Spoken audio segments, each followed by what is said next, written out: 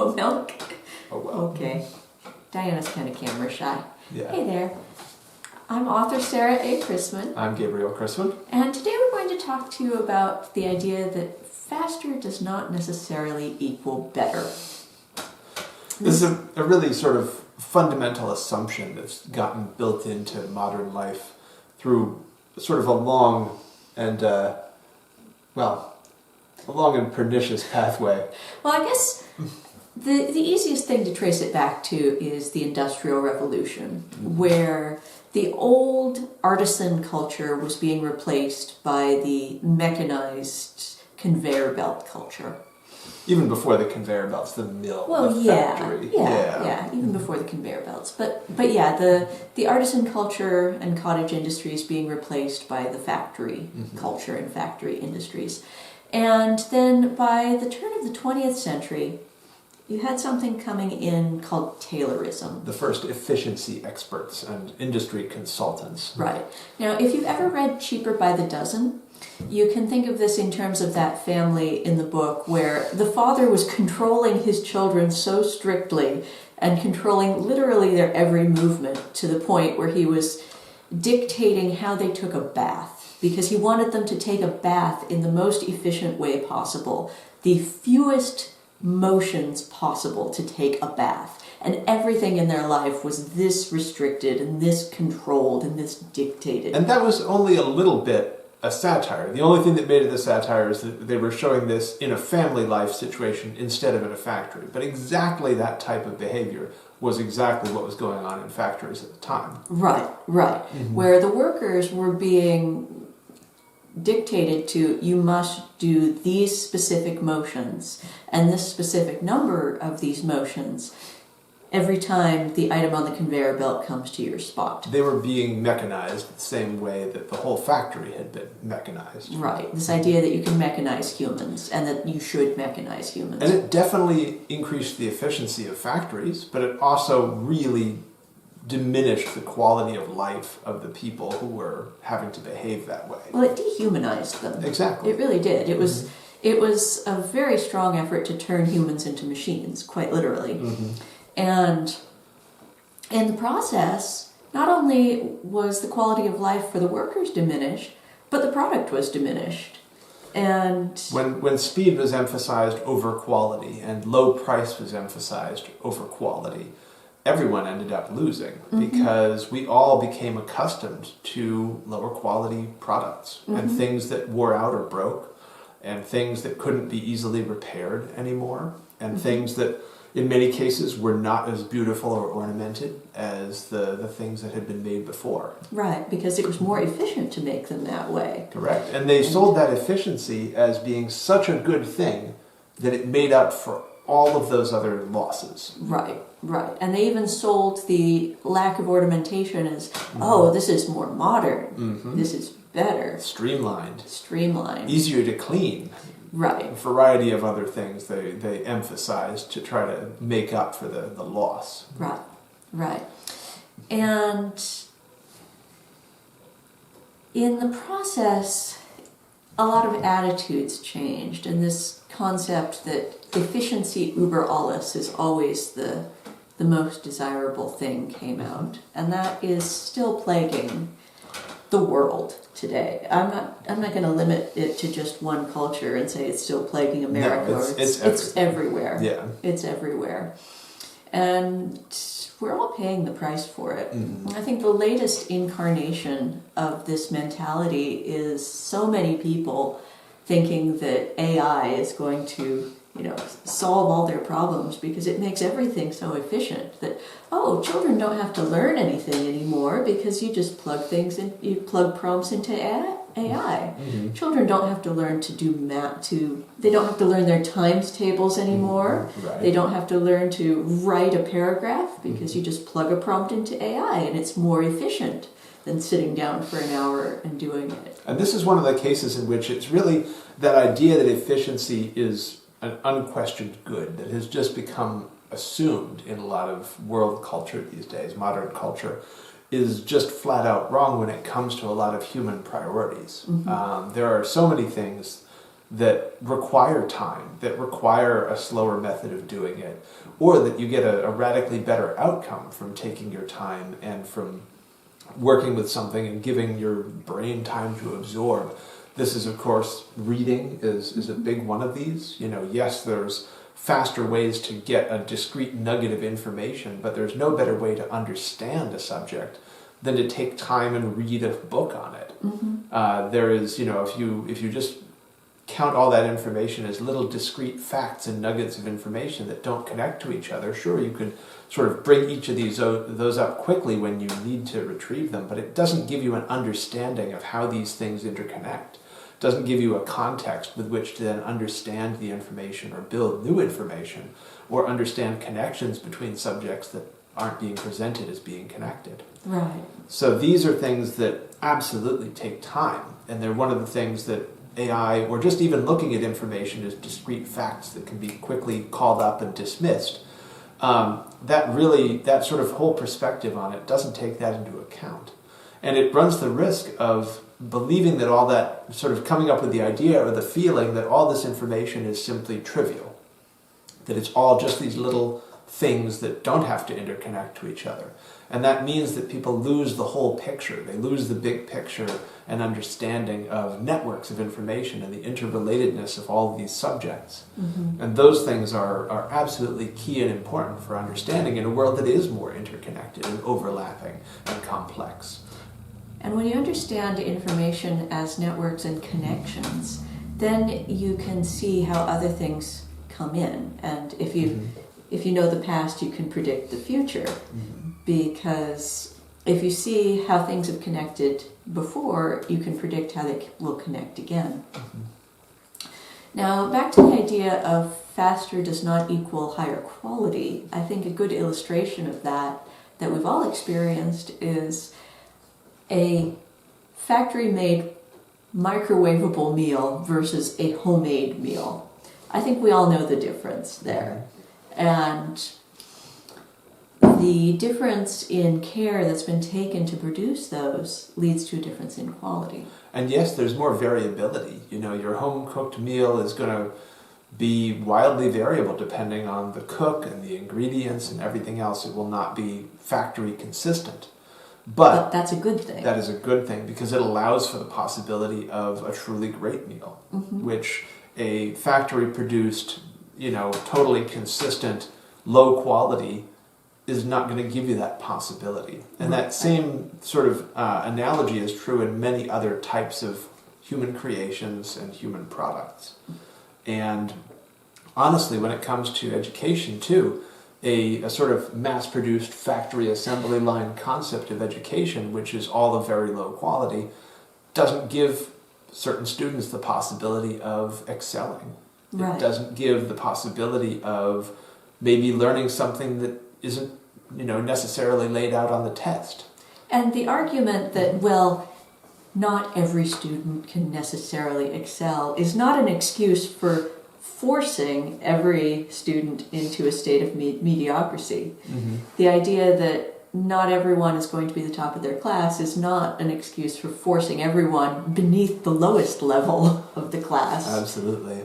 And again, just the letting things take the time they actually take. With all of the progress, if you want to call it that, in a lot of the technology in the modern world, people don't seem to realize that none of it has changed the way that humans work. None of it has changed the way that human brains function or learn. And all these concepts and ideas of, we can move faster because everything is now moving faster. Now we can multitask because we're modern people. No, the brain doesn't work that way. Human brains are not better at multitasking now than they were 100 years ago. They just aren't. Exposure to that technology hasn't simply magically caused evolution or dramatically increased our brain capacity. It hasn't happened that way. And so we are not automatically accelerated by the fact that all this other technology is capable of moving fast. And so it just means that you have to give your brain the time it takes to absorb, to grasp, to learn, to work with things if you want to give it the capacity that it deserves. And just like if you tried to eat as much food as you possibly could and just cram as much food as you possibly could into your digestive system without pause and without allowing yourself to assimilate it, you're going to get sick. The same thing happens for anything you try to take in, and that applies to knowledge. So just trying to shove a bunch of facts into your brain and not allowing yourself time to actually think about them and consider them and take them in and let them become a part of you, it's going to overload you in the same way. That yes, you should absolutely try to learn as much as you can, but part of the learning process is slowly taking things in and letting yourself assimilate them.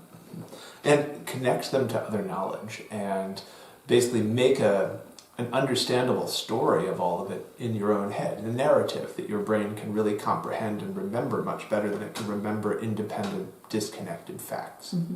There is a place for trying to remember facts.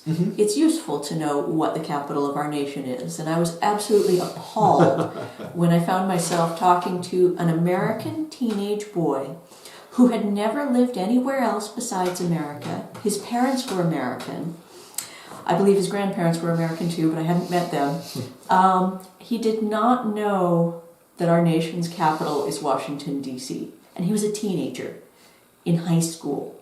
And I was absolutely appalled that this fact could have slipped his mind, but it not just slipped his mind, he didn't know it. And the reason he didn't know it was that his teachers and his parents didn't consider it important. They said, oh, he can always look that up.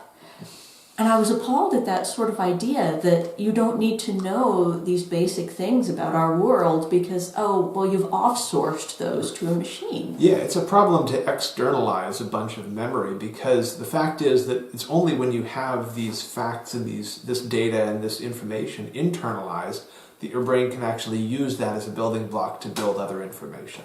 And so you need a certain amount of that sort of material to work with in order to come up with more complex thoughts and understandings. And so externalizing a lot of memory is not going to help your brain. It's not going to relieve the burden. Yes, there is an information overload in the world right now. There's too much information for anyone to take in or understand. But what we absolutely need to do with whatever information we choose to focus on or we choose to emphasize, we have to internalize enough of it to be able to build on and be able to build our own understandings and create our own network of facts and relationships and stories and narratives that will allow us to understand the world. And besides that particular focus, we also need to have a good foundation of basic facts, like what is the capital of our country. But even choosing that set of basic facts is essentially a set of choice, because there are too many basic facts out there in the world for everyone to assimilate. But we do need a canon. We do. We absolutely need a canon, but that canon is a choice. It's a narrowing of the options of all the gigantic quantity of information in the world, because it is simply too much. It needs to be narrowed in order to be at a human scale. Well, I'm not necessarily saying that you need to know every single capital of every single state and county in the entire world. That's not a very useful thing. It's an overload. Yeah. But you should know a canon of facts about the place in which you live. Yeah. You should know a canon of facts about the places you're studying. Yeah, absolutely. And you should know a canon of facts about life in general. Like you should know how to cook a basic meal. Yeah. You should know how to... You should know the basic flora and fauna of the place in which you live. You should know how to write a business letter. You should know how to write a personal letter. These things are important. Yeah. And you should know your times tables. Right. And of course people will say, oh, who writes letters anymore? Or who needs to memorize times tables? And these things are important bases for thinking. They are not simply something that, you might not have to do, in the course of everyday life, but doing them, these are tasks that can help teach you how to think. They are foundations of a pyramid of knowledge. So you build this canonical foundation of knowledge of the important facts that you need to know as a functional human being in this world. And then on top of those basic facts, you learn increasingly more specialized knowledge. Mm-hmm. That you need to know your times tables before you can move on to higher level math, just because it helps you to think in a certain way, and it helps you to understand basic concepts about how mathematics work. You need to understand the flora and fauna of the place you live, because that helps you understand, honestly, how the people that live in that place interact with the world and have interacted with the world over time. And how, in general, then, ecosystems function or the environment works. Right. And so this basic foundation is what you build on. And none of this is instantaneous. None of this is quick, and none of it is automatic. These are not things that people are born knowing. These are not... all of these are sort of artificially constructed human knowledge, and growing that and building that is something that for every generation takes time. For every person, it takes time to learn these things and to build on that foundation. And you can't miss or skip a layer, because it's going to be detrimental towards being able to build the next one. Well, and it's this process of knowledge gathering and knowledge assimilating that helps us mature, that lets us grow up, and that lets us be, human beings who have rich and functional lives. Mm-hmm. And sort of a logical and rational approach to life, as opposed to just reacting to whatever happens along the way. Because I do not want to live in a world where the humans are just treated as machines and just treated as cogs, with no other value but to poke a button. Absolutely. I want to live in a world where people are actually appreciating the world, appreciating how things interact with each other, how they interact with their ecosystems, with other people, with the built environment of their own homes and their own cities. Yeah, I want to live in a world of deep understanding and human capacity for intelligent engagement with the world. I don't want to live in a mechanized, functionalized, highly efficient, streamlined world in which humans are just another cog in some ideal mechanism. And they're just poking buttons. Mm-hmm. Because that to me is not an interesting world. No. And the other thing is that I believe that, being narrowed into sort of a mechanized focus, and honestly I include the attention economy of people, simply interacting with smartphones to increase the wealth of other people, I simply do not accept that is a good value or a good focus for our culture. Well, honestly, that reduces people even further, because at that point, they're not even cogs. A cog at least has a function. A cog at least is helping to produce something. Right. At that point, you are just treating people as consumers. Mm-hmm. You are just treating people as parasites, honestly. Yeah, that is one of the things that, again, America really hasn't been focused on a manufacturing economy for a few generations. And that's sad, but it's also scary. It is, absolutely. Because we need to produce things. We need to add value to the world, not just consume things. Well, it also grounds people to have to actually produce something in the physical world. Mm-hmm. The digital world is so artificial, and I feel that so many people are so attracted to its speed and efficiency and ease of use that they really lose touch with what it takes to exist in the real world, which is a problem because, well, we all exist in the real world. And as much as people want to sort of retreat to an easier, simpler, in some ways, much more streamlined and efficient online world, I think that it's a giant mistake to lose track of the actual rhythms of the physical reality that we inhabit. Well, it's funny. A lot of people try to say that the past was a simpler time. But in terms of, if you've ever mucked out a chicken coop... Or if you look at any of the mechanical technology that people engaged with on a daily basis, it was so much more interesting and complex. It challenged your mind to be able to work out how to understand how to work with it and maintain it and implement it in a daily basis. Mm-hmm. Even those daily functional technologies were They stretched your mind more. They made you engage with the real world in a way that the modern technology just does not. And that's why we enjoy working with a lot of older technologies, and why we do keep chickens and turkeys and meat pigeons, that it helps ground us, and it helps remind us of where we are in the world, and our place in the world. And I think that's a valuable thing. I think it's a valuable reminder. Absolutely. And I think that's a good takeaway to I suppose, yeah. close on. We strayed a little bit from our original theme, but that's perfectly fine. Well, it all ties in. It does. It absolutely Because, connects. And that's honestly, the idea. Our original theme was faster does not equal better. And honestly, plucking a pigeon, cooking a pigeon, going through the whole process, raising a pigeon in the first place. The slow food movement here, yes. Is a much slower process than just going out to buy a microwave TV dinner. Yeah, but it's better. You better. learn more from it, you gain more connections, you get a better meal in the end, which has better nutrition, and which you value more. Right. And it means more. So we did come full circle after We did. all. Okay. So, we hope you enjoyed this video. If you did, and thank you for watching. If you enjoyed this video, please give it a nice thumbs up. And remember to tell your friends about my books. Happy reading!